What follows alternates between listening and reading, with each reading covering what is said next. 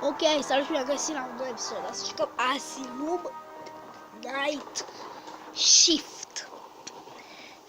Da, un joc care este o copie a lui Five Nights at Freddy, dar una destul de reușită. Așa că haideți să ne uităm puțin peste instrucțiuni. You are security guard. Da, asta chiar seamănă cu Five Nights at Freddy. Să vedem. Așa. Deci aici vedem unde sunt ei, practic. Aici camerele pe care verificăm. Și asta e alarma în caz că sunt la ușă. Sau aproape de mine. Da, uite, asta e mapa. Și cam atât a fost de văzut. New game. Joc vacanți. Deci este un joc de cum era vacanța.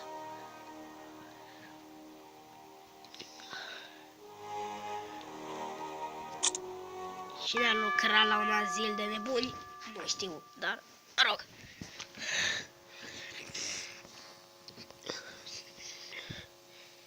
Și pare că să plătim fix salariul de gunoier, ca în FNAF. Hey buddy, it's Jake here down on level 2. Welcome to the madhouse. I'm sure you'll feel right at home here. I've no idea why they put you on the high security floor. What? Thankfully, Deci, there's only one stai, patient ce? up there tonight. Mr. Giggles. Mr. Giggles used to be a children's entertainer. He was a favorite at kids' parties up and down the country. Until the kids started going missing, that is. It turns out, Mr. Giggles isn't the cheerful entertainer his name would suggest.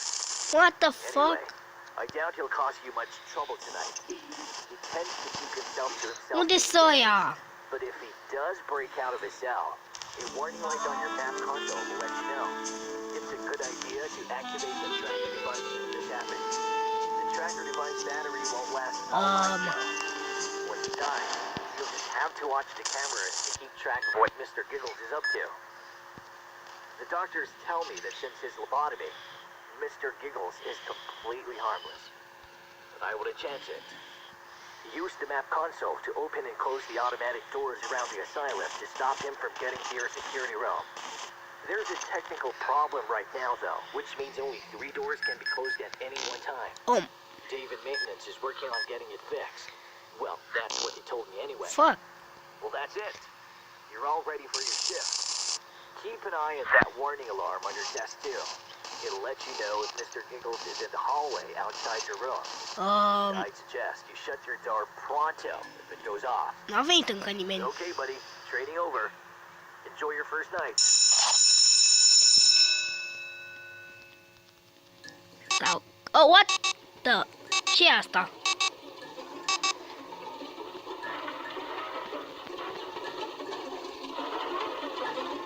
Mă întreb ce s-a întâmplat. Oh, nu! Stai, oprește. Oh, fuck, unde e? Ah! Clown.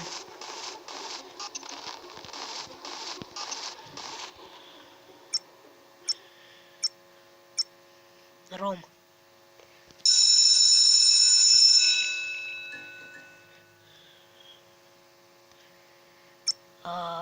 Pe unde vine? Trec pe aici. Nu, nu acolo vreau să închid. Așa.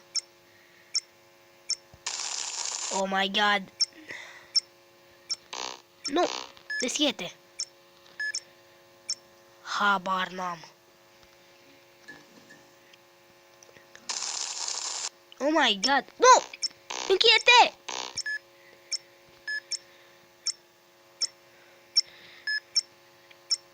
Bine, asta e cam ciudat. Nu e chiar ca FNAF.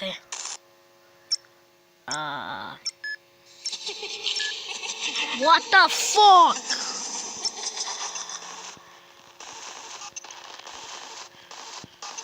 E pe camera 6, fraierul.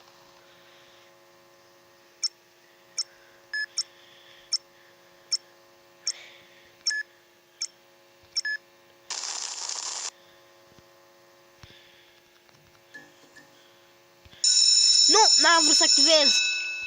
Fuck. Sper măcar că s-a dus unde Cred că s-a dus sau se duce. Dar e foarte departe locul ăla. Bine.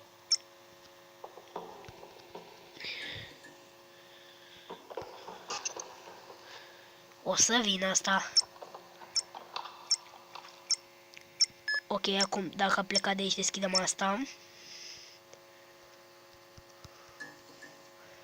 Și nici nu sunt expert. Parcă am mișcat toată, dar nu mai țin minte cum se joacă.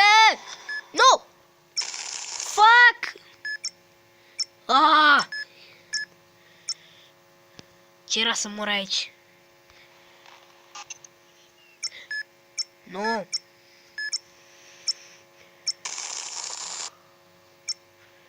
Hai că nu poți trece, fraiere. Așa.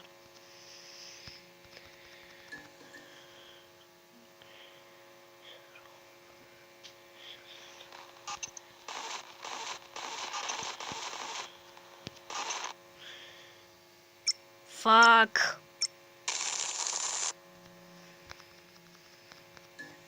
O să vină la mine. Închide.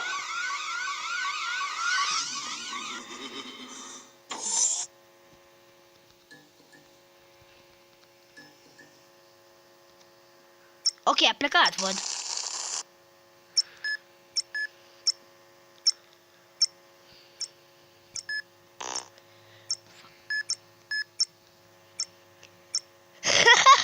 L-am închis în camera de recreație. Hai că îi dau aici la drumul, că după mi se face urât.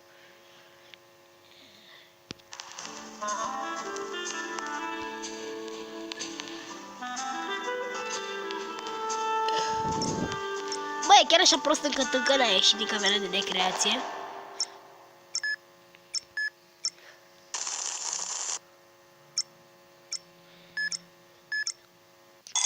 Ok, gata. S-a trebat prima noapte.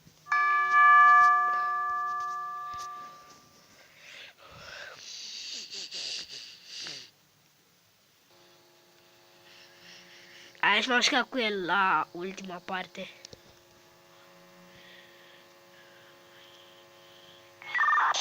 Hey, buddy, it's Jake here, down on level 2. And nice to see you've come back for a second shift. The good news is we've got a second patient tonight, little Alice. Little Alice was once a normal little girl, happy, carefree, and loving. That was until her parents had the misfortune of booking Mr. Giggles as the entertainment at her 10th birthday party. Since then, things haven't been quite the same for little Alice. Let's just say she's developed some rather violent tendencies. She's certainly one to keep an eye on. The bad news is that Dave in maintenance was off sick today, so you're still stuck with just being able to close 3 doors at a time. Oh, and the day shift tell me that the warning alarm on your desk is playing up a bit too, so try not to rely on it too much.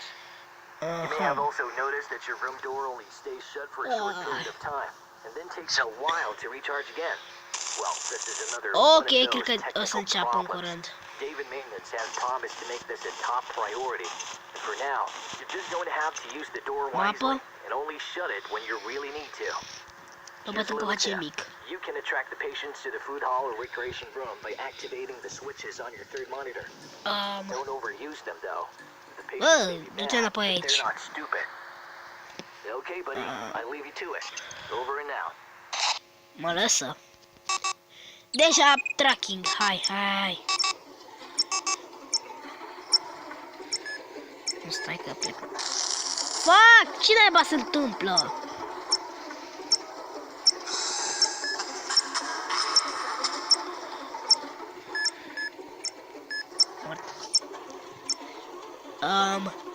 L-am închis acolo, dar nu o să pot să-l țin mult pentru că vin ceilalți. Fuck, Star Trek.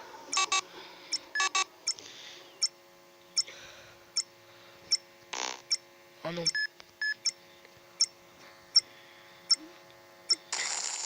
Fucking, ce se întâmplă?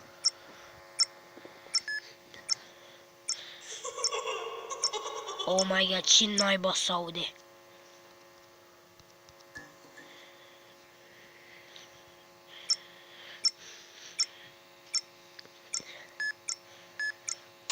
Oh my god! Încerc să atrag pe ăsta la food hall.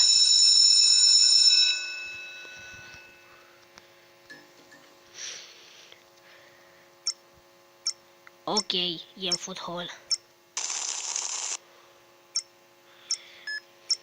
Nu.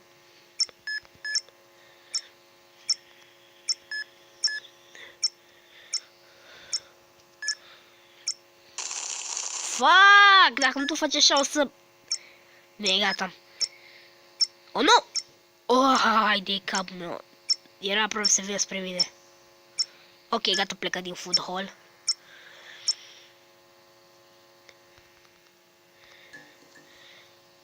Nu sigur că se numește că sunt bun sau decât că sunt bun la jocul ăsta sau decât, nu știu.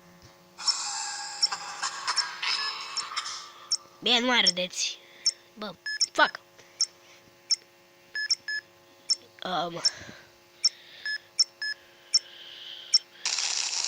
Fac, urăsc când faci așa.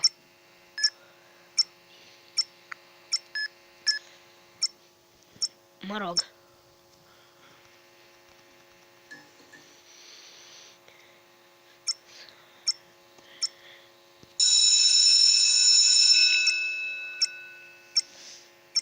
De ce m-a ascultat? Te duci unde ți-am zis sau nu? Cred că da. Se duce, da. Oh, nu s-a dus, what? Bă, food hall. Bă, cine nu mă ascultă? Ia, că eu mă uit după tine, frere. Ia, camera 1, 2, 4. A, da, l-am blocat pe tipul ăsta aici. Bine, deci ăsta are de care tardul. No, vine tipul ăsta la mine.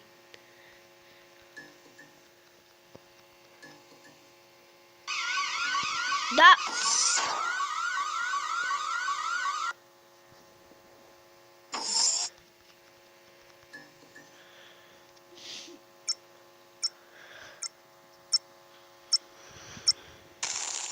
Fuck, de ce blochezi așa?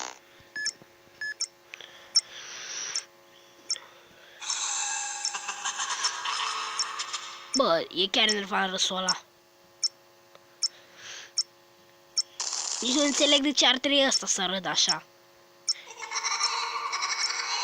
Și clown nu râde, dar eu l-am închis pe clown să nu poate ieși din camera aia. Însă acum pot folosi decât o ușă la tipul ăsta. Da, las că e el prost. Ok, e 5. Trebuie să am grijă aici. E chiar așa prost, de ce nu iese din Recreation Room? Adică eu nu i-am închis decât ușa care ducea spre mine. A, gata, iese.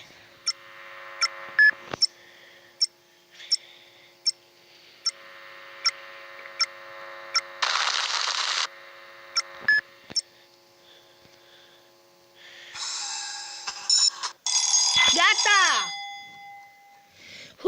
Și a doua noapte am terminat-o, dar cam aici vom încheia episodul. Dacă v-a plăcut, dați un like și un subscribe, că mă ajută mai mult ca un like. Pa, pa!